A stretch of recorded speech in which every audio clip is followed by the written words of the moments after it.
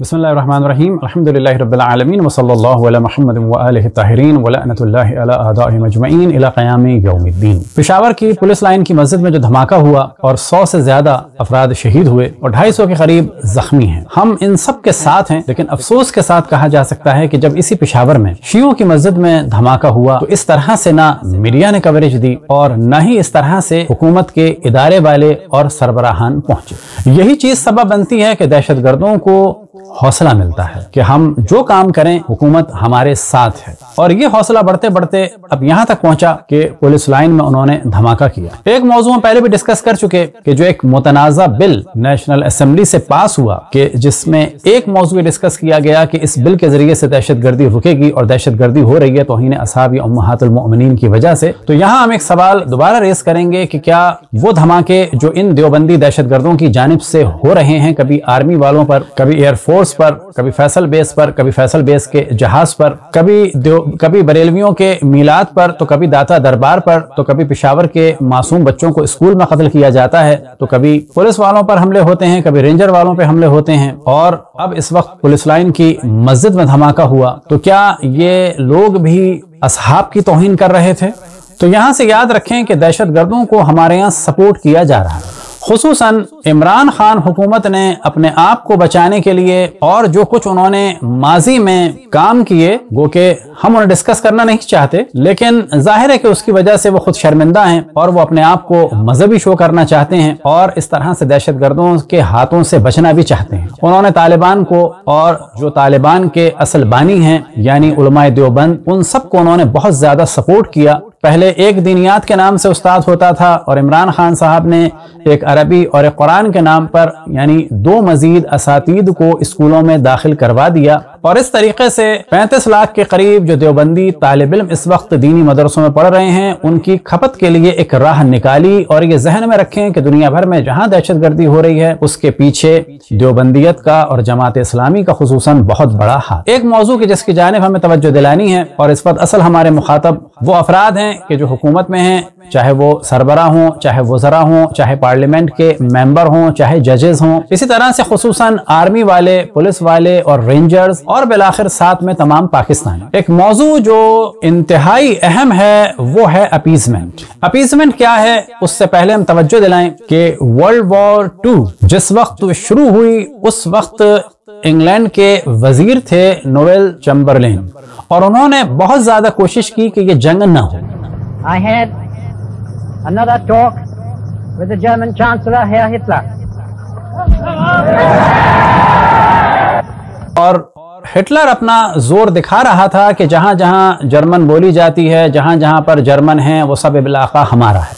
और चैम्बरलेन साहब ये समझ रहे थे कि मैं जंग को रोक दूंगा, लेकिन हिटलर इस मौके को गनीमत जान के अपनी पावर बढ़ा रहा था और मुख्तलिफ जगह रोडें बना रहा था। टैंकों के कारखाने बन रहे थे, फौलाद के कारखाने उरूज पर थे, असलहा उरूज पर था, और नेविल चैम्बरलेन ये समझ रहे थे कि मुज़ाकरात के जरिए से वो जंग को रोक देंगे। लेकिन इन मुज़ाकरात की आड़ में हिटलर मजीद ताकतवर होता चला जा रहा था, जबकि ये अपने तमाम तरफदारों को, चाहे वो पोलैंड के हों, चेकोस्लोवाकिया के हों, फ्रांस के हों या दीगर यूरोप के तमाम ममालिक, उनको ये ढारस दे रहे थे कि जंग नहीं होगी। ऐनन यही सब कुछ हो रहा है इस वक्त दुनिया में कि उलमाए देवबंद के कई रूप हैं, जिनमें से एक रूप है कि वो मुज़ाकरात करते हैं और दूसरा रूप है दहशतगर्दों की तरबियत करते हैं। लिहाजा दुनिया भर में जितनी दहशतगर्द तंजीमें हैं उनमें एक बड़ी तादाद अहले देवबंद की है, और इसी तरह से कुछ और वहाबियों की जमातें हैं। लेकिन इस वक्त क्योंकि हमारी गुफ्तगू पाकिस्तान से रिलेटेड है, तो पाकिस्तान की तकरीबन सभी दहशतगर्द जमातें और दहशतगर्द घूम फिर के उनका ताल्लुक देवबंदियत से है। ये बात हम तासुब की बुनियाद पे नहीं कह रहे, आर्मी वाले भी इस बात को कहते थे जो अब आजकल नहीं कह रहे हैं। जैद हामिद साहब हमेशा खुल के कहते थे टीवी के प्रोग्राम्स में, और उनके प्रोग्राम्स तकरीबन तमाम टीवी चैनल्स से नशर होते थे, और उसमें वो कहते थे देवबंदी दहशतगर्द। खुद ये जिम्मेदारी यहाँ पर देवबंदी उलमा की है कि वो स्टैंड लें, खड़े हो और खुल के बात करें। इस देवबंदी उलमा से हमें शिकायत यह है कि खड़े होकर ये टीटीपी के खिलाफ बात नहीं करते, जैसे फजलुर रहमान टीटीपी के खिलाफ बात नहीं करता, क्योंकि बात मसलक की आ जाती है। अपने फिरके के खिलाफ नहीं बोलते, चाहे मुल्क को कौम तबाह हो जाए, उम्मत रसूल डूब गया जाके, अपने फिरके के खिलाफ नहीं बोलेंगे। देवबंदी प्रॉब्लम। लेकिन बाद में उन पर एक ऐसा प्रेशर डेवलप किया गया कि अब वो ये बात नहीं करते, और ये प्रेशर भी जाहिर है कि हकायक को छुपाने के लिए किया जा रहा है। तो अपीजमेंट क्या है मौजू? अपीजमेंट के बारे में दर्जनों के हिसाब से किताबें हैं। पूरे यूरोप में अपीजमेंट के बारे में डिस्कशन हुआ, मुख्तलिफ जबानों में किताबें लिखी गईं, मुख्तलिफ अदवार में किताबें लिखी गईं। और अपीजमेंट एक सियासत में अहम तरीन मौजू है कि गुंडे और जालिम किस्म के और मौका परस्त अफराद के साथ डीलिंग न की जाए, क्योंकि ये डीलिंग उनको मजीद मजबूत बनाती। हमारी फौज, पुलिस, रेंजर्स और हुकूमत के तमाम इदारों को चाहिए कि तारीख से एक दर्स लें। जिंदगी तजर्बे करने के लिए नहीं होती कि हर दफा तजर्बे करें। अक्लमंद वो होता है जो दूसरों के तजर्बों से मदद ले। तालिबान और हिटलर में अहम तरीन जो मुमासलत है, दोनों फाशिस्ट हैं। इसी तरह से मौदूदी साहब हों या मोदी हो, जमात इस्लामी हो, सिपह सहाबा हो या RSS हो, एडवानी हो या बाल ठाकरे हो, ये सब के सब फाशिस्ट हैं। इसी तरीके से तालिबान भी एक फाशिस्ट तंजीम है, और हिटलर और इन सब में एक मुमासलत पाई जाती है। और एक मुमासलत यह है कि ये मुज़ाकरात के जरिए से मोहलत लेते हैं और मुज़ाकरात की आड़ में अपने आप को मजबूत करते हैं और अमन के जमाने में अपने दहशतगर्दों को फैलाते हैं। यह है असल मौजू अपीसमेंट का। और इस जानिब तवज्जो दिलाएं कि नोवेल चैम्बरलेन 37 से 40 तक वजीर आजम रहे, लेकिन जैसे ही फिर इनके बारे में बहुत सारी वीडियोस भी हैं कि इन्होंने बड़ी कोशिश की कि हिटलर को जंग से रोका जा सके, लेकिन हिटलर को जंग से रुकना नहीं था। वो इस दौरान अपने आप को मजबूत करता रहा, जैसा कि हम तवज्जो दिलाते आए हैं कि उसने असलहे की फैक्ट्रियां लगाई, औलाद की फैक्ट्रियां लगाई और अपने आप को मजबूत किया। और जैसे ही पोलैंड पर हमला किया तो ये मजबूर हो गए, और फिर इंग्लैंड वालों ने भी ऐलाने जंग कर दिया 3 सितंबर 1939 को जर्मनी से। This is London. You will now hear a statement by the Prime Minister. I am speaking to you from the Cabinet Room at 10 Downing Street. This country is at war with Germany. अब Chamberlain साहब के बारे में बताएं कि उन्होंने बड़ी कोशिश की अपीजमेंट की, यानी मुज़ाकरात के जरिए से काम को आगे बढ़ाया जाए। और उसी में जो एक अहम तरीन मोड़ था वो था म्यूनिख मुआहदा, यानी म्यूनिख एग्रीमेंट, जो हुआ 30 सितंबर 1938 को। उसके बाद दुनिया समझी कि अब सब कुछ सही हो जाएगा और दुनिया अमन का गहवारा ही रहेगी, और हिटलर को जो है वो समझा दिया गया, बिल्कुल वैसे ही जैसे कि हमारे पाकिस्तान के मुख्तलिफ इदारे हर कुछ दिन के बाद तालिबान से मुज़ाकरात करते हैं और ये समझते हैं कि ये इंसान बन जाएंगे, जबकि हकीकत यह है कि ये हिटलर बन के ही दम लेंगे अगर इनके साथ मुज़ाकरात होते रहे। इनको इससे पहले कि ये आगे बढ़ें, इनको और इनके रास्ते को रोकना होगा। फिर 1940 को इनको अपनी वजारत छोड़नी पड़ी, और इनका यही अपीसमेंट सबब बना कि इनको उस जमाने में सियासी एतबार से बहुत ज्यादा तनकीद का निशाना बनाया गया, और फिर इनके बाद जो है वो चर्चिल आया। अब एक मौजू के जो चैम्बरलेन से रिलेटेड है, अलबत्ता इस गुफ्तगू में उसकी जरूरत नहीं है, लेकिन हम बताते चलें कि ना वो कैथोलिक थे ना वो प्रोटेस्टेंट थे। उनका मजहब था यूनिटेरियन, या बल्फाज दीगर वो यूनिटेरियनिज्म के फॉलोवर थे। और क्योंकि लोग आमतौर पर क्रिश्चियंस को नहीं जानते, और खुद मेरी रविश यह है कि मुख्तलिफ अदियान में जो मज़ाहिब हैं उनको अलग अलग देखा जाए, सबके ऊपर एक हुक्म न लगाया जाए। और यूनिटेरियन जो हैं ये तौहीद के कायल हैं और ट्रिनिटी के यानी तस्लीस के खिलाफ हैं। अब ये तारीख में जो कुछ हुआ इससे हमें लेना है दर्स। लिहाजा तमाम मुसलमान ममालिक में दहशत गर्दों के साथ जो मुज़ाकरात हो रहे हैं, तो यकीन जाने कि आखिर में वही होगा जो कुछ किया हिटलर। अब यहाँ पर हम तवज्जो दिलाएं खुसूसन उलमाए अहले सुन्नत की, कि वो ये जान लें कि जिस दहशत गर्दी की जानिब आप जा रहे हैं, गो के इस मौजू में हमारा एक डिस्कशन है कि अहले सुन्नत में या बाज़ मज़ाहिब इस्लामी में क्यों दहशत गर्दी है।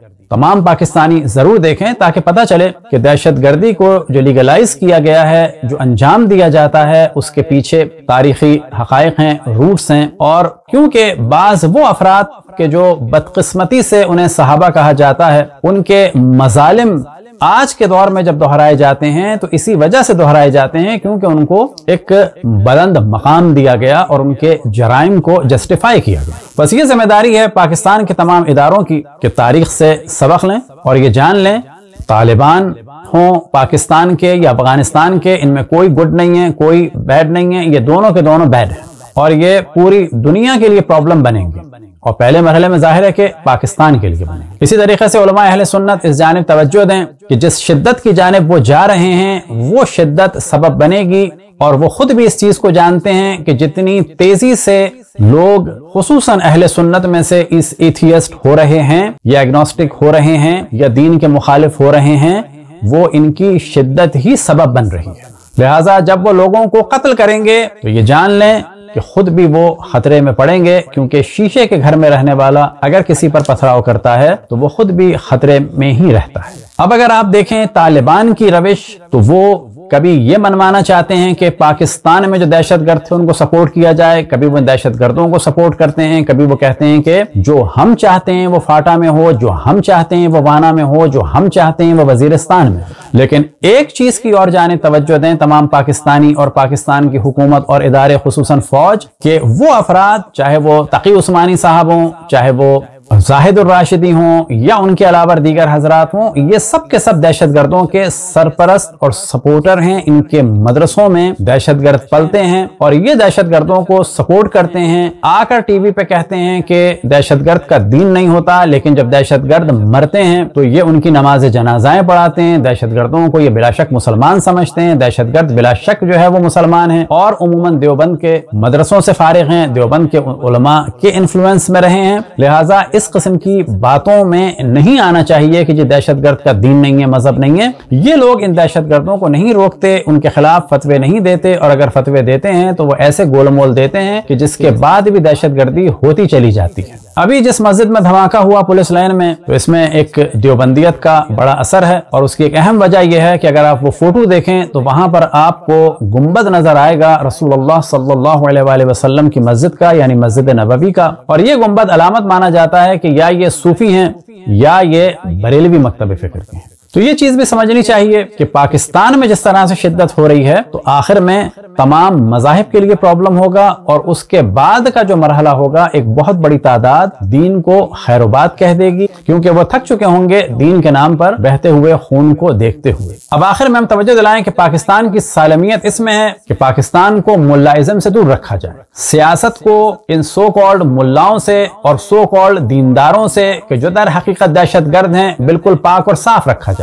یہ جان لیں وہ لوگ کہ جو ملاؤں کو پاور دے رہے ہیں، ان کے پاور میں آنے کے بعد ایک بڑی تعداد دین سے نکل جائے گی اور ملحد ہو جائے گی. ان لوگوں کا پاور میں نہ آنا لوگوں کے دیندار باقی رہنے کا سبب رہے گا، ان کا پاور میں آنا لوگوں کو بے دین بنائے گا. یہ بھی جان لیں کہ ان ملاؤں کے پاور میں آنے کے بعد کوئی بھی مسلمان باقی نہیں رہے گا. دیوبندی بریلویوں کو مسلمان نہیں سمجھتے، ان کے لیے استغفار نہیں کرتے، ان کی مغفرت کی دعا نہیں کرتے، ان کے پیچھے نماز نہیں پڑھتے، ان کے ساتھ نکاح کو جائز نہیں سمجھتے. اینن بریلوی بھی دیوبندیوں کو بالکل اسی طرح سے ڈیل کرتے ہیں، اسی طرح سے اہل حدیث ان دونوں کو، اور یہ دونوں اہل حدیث کو، اور آخر میں یہ تینوں مل کے شیعوں کے خلاف بھی اسی قسم کی باتیں کرتے ہیں. بس پاکستانیوں پر یہ لازم ہے کہ اگر پاکستان میں امن و امان چاہتے ہیں تو ملا ازم سے اور ملاؤں کی پاور سے پاکستان کو محفوظ رکھیں. جتنا پاکستان اس ملائیت سے دور رہے گا اتنا ہی ترقی کرے گا اور اتنا ہی لوگ دیندار رہیں گے. دعا ہے کہ خداوند تبارک و تعالیٰ پاکستان کے حاکموں کو خصوصاً فوج کو ماضی میں جو لوگوں نے تجربے کیے ہیں ان سے عبرت اور درس لینے کی توفیق عطا فرمائے اور وہ اپنی زندگی کو تجربوں میں نہ گزارے. خداوند تبارک و تعالیٰ سے دعا ہے کہ پاکستان کو اور پاکستانیوں کو ہر طرح کی نعمتوں سے مالا مال فرمائے اور دشمنوں سے اور ان کے شر سے محفوظ رکھے. وصلی اللہ علی محمد و آلہ الطاہرین.